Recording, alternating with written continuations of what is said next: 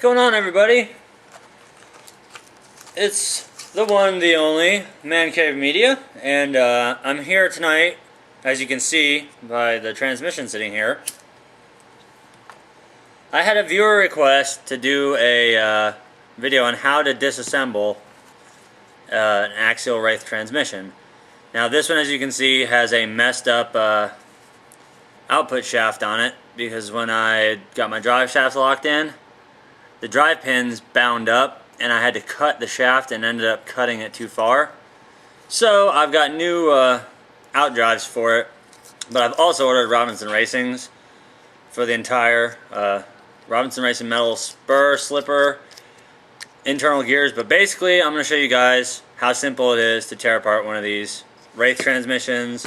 Same goes for an SCX10 transmission and an AX10 transmission. The only difference is on the older models you do not have this dust cover that you guys can see right here. It's a plastic dust cover that runs all the way around, and the other half obviously goes on to cover your spur. So obviously the first step on what to do is to go ahead and back off your nylock nut that holds down the tension on your slipper clutch. I always use a ratchet, it's easier for me. So you back the tension off on the slipper. Now when you do this, take your nut off first. There's a little washer that goes on top, then you have your tensioning spring, then behind that goes a larger washer. Now that that's out of the way, you simply slide off your slipper clutch, as so, and then you slide this back piece off. Now you got to be careful when you do it because there is a cross pin back there. So you take off your rear slipper piece. I don't know if you guys can see it. Yes, you can. There is a cross pin inside of there. Take it from one side, push it up with your finger, and then once you have the cross pin pulled out far enough, pull your cross pin out. And this one, it doesn't have it on there because it's not fully functioning, but there should be a plastic ring back here that seats behind the back of your slipper. So your next step, what you want to do is you want to go from the back side of your transmission. Simple process here. Just take and loosen up the back 3 big screws that hold your motor plate and your dust cover on. Loosen those 3. Motor plate slides off. Dust shield slides off. Go ahead and back your screws out. Now you'll notice that these screws that go in for your motor plate are fairly long because they go through not only the housing of the transmission, but they also go through your dust shield and they screw into your motor mount plate.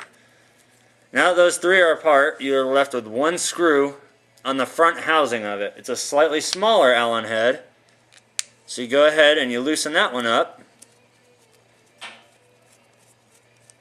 You get that one all good and loose, and then it's just a simple matter of taking both sides of the case, prying back and forth with your hands until the entire unit comes out.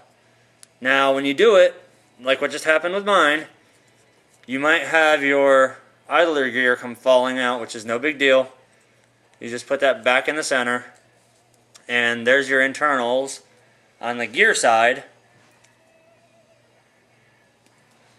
Now with the bottom here, it's simply just held in by a bearing, and then you've got your short output end for the shaft, and then you also have your dig end of the shaft. When you put it back together, make sure that on the gear side, the short shaft is sticking out through the front of the transmission. And on the back side of your transmission housing, you have a very large washer, or not washer, but bearing, which goes up and seats around the housing of the dig shaft. Now on the older SCX10s and the AX10s, you have the same size bearing right here on both sides.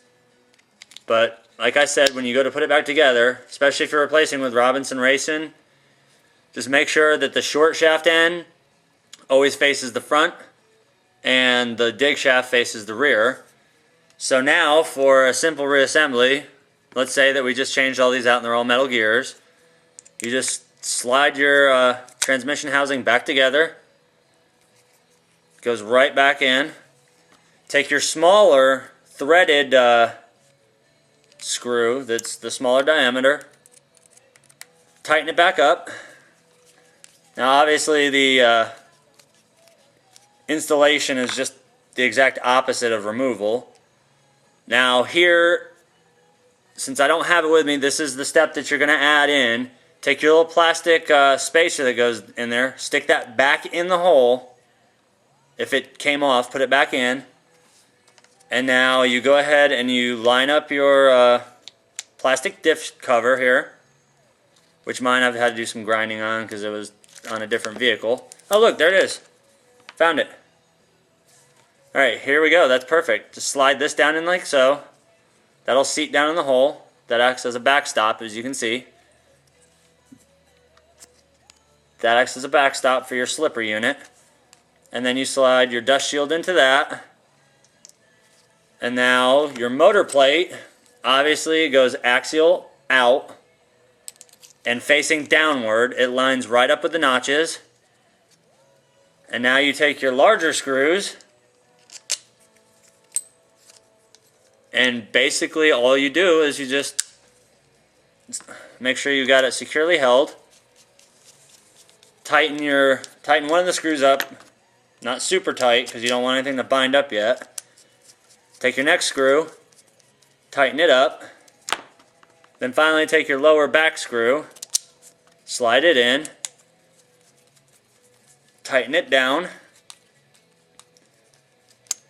And alright, you've got your dust shield, your motor plate, and your transmission back together. Now all it's left to do is take a pair of small pliers, get your cross pin in it, as you can see. Take your cross pin and get it back down in the hole where it goes. Sometimes this is a little tricky due to the very close clearance between the housing. You can pull your the shaft out a little bit, or you can get hit in the face with it like I just did. But you put the pin back in, obviously, which I'm going to have to dig for mine now. But your slipper goes on the back of that, and that'll lock down on your pin. Then basically you put your spur and other end of slipper back on. Now this is the part to pay attention. The larger washer that came off goes on the shaft first, then your spring, your small washer, and then your nylock nut that tightens down the slipper. Now, as far as slipper tension, that's all up to you. If you want some slip in it, that's good. Me, personally, I don't like any slip at all. So there you go, guys. That's basically the amount of time it takes to tear down and rebuild an Axial AX10, SCX10, or in this case, an Axial Wraith transmission. I know that was submitted by a viewer. There you go, buddy. All taken care of. That's how you do it. And obviously, your motor bolts to relash your gear mesh between your pinion and your spur. But that's all there is to it. There you go, guys.